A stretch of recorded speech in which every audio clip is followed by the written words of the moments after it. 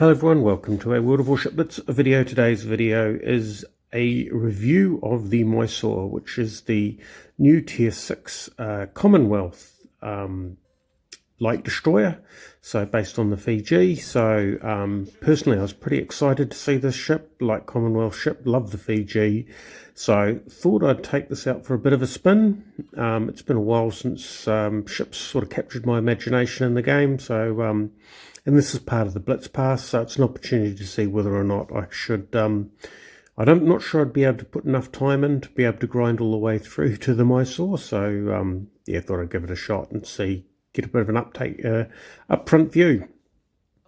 So there's a couple of things around the Mysore. It is very much Fiji looking like ship, apart from the fact that it's missing a rear turret. So it has 9 6-inch guns rather than the 12 of the Fiji, so it's a bit like the Leander in that respect. But in a number of other respects, it is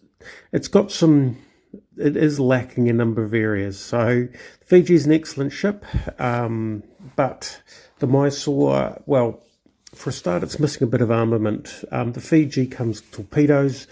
The Perth, which is the other Tier 6 Commonwealth cruiser, has HE, also has torpedoes, by the way. The Mysore doesn't have either of those. It has no torpedoes and it has no HE, which is a bit of a challenge for the ship, because in that respect it's very much like the Belfast, but it doesn't come with the Belfast's the Belfast comes with sonar and radar, which means that it's a very dangerous cruiser, a ship for destroyers to approach, simply because well, there's not a lot of places to hide. Whereas with the Mysore, it hasn't got that. The Perth, for example, has sonar, so I do find that it is a bit lacking in that department. And without the HE, it means that, you know, with no torpedoes, this is sort of desperate last stand against larger ships. No HE, the Mysore will struggle, is my concern with it. And it's got quite large concealment. So the concealment on this is about, I think, 7.4 kilometers.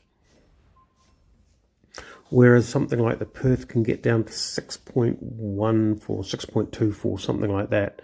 So, yeah, so over 7 kilometers detection. Now, this has the concealment modification in the third slot. It has the what they call the unique camo rather than the historical camo, because there are a number of ships that are paper ships. So, for example, the historical camo for the York really isn't accurate. So it's nice to see that they've updated that, even though there was a moment of confusion. There we go. It's only the fact that I'm used to knife fighting at Tier 6 that I wasn't sconed by those torpedoes. So yeah, so there's no sonar on this ship at all. So in that respect, it does make it a bit challenging. I would probably, you know, if I was to compare it, I would compare it with the Huanghui, which has 2 guns, 2 turrets at the front, 1 turret at the rear. It's also a takeoff of a British cruiser, but it has a lot more capability. It has HE. It has 2/3 the number of guns. It's 6 rather than 9, but it does come with sonar as well. Yeah, so this compares fairly unfavourably, in my view, to the Perth, and fairly unfavourably to the Huanghui. And a lot of people do struggle with the Huanghui because it is a very, very light cruiser. I mean, the detection radius on this is quite large. I'd need to check out the unique camo to see whether or not that actually made a difference. I just dropped the unique camo on because in most cases with British and Commonwealth cruisers, I'd go out and get that. So hopefully it gets some changes in the future. It has a rapid reload, but yeah, I'm not sure that really makes up for the lack of torpedoes, the lack of HE. Personally, I would like to see Commonwealth cruisers have a bit of a different flavour from the British cruiser line. The Perth was actually quite good in the respect that it had fuel smoke instead of the original smoke. that it had HE. It didn't have ripple fire on its torpedoes. Not that that worries me in the least, because I hardly ever use torpedoes on ripple fire on a cruiser. So here you can see we're mid-game. What's happened is the destroyers have been dealt with. The destroyers, 2 destroyers out the side I was on, and the other destroyer on the other side. And I think there might have been one in the middle. My role in this game is reduced to not dying. So I'm going to take some pot shots at this battleship to see whether or not I can annoy him enough to flick some shells my direction. But I've got to try and do that in a way that doesn't get me killed. There's an Iron Duke. So they're quite busy. They've got obviously a destroyer who's close by. They've got battleships. I'm actually an easy target for them. So this is actually quite a risky thing for me to do. Possibly the best contribution I could have to the game at this point would be to actually sail away and do nothing.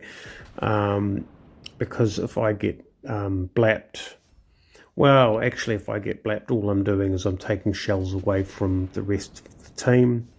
But there is a risk, of course, that if they get a couple of us, that they pull ahead on points. There's 1 minute and 14 seconds left.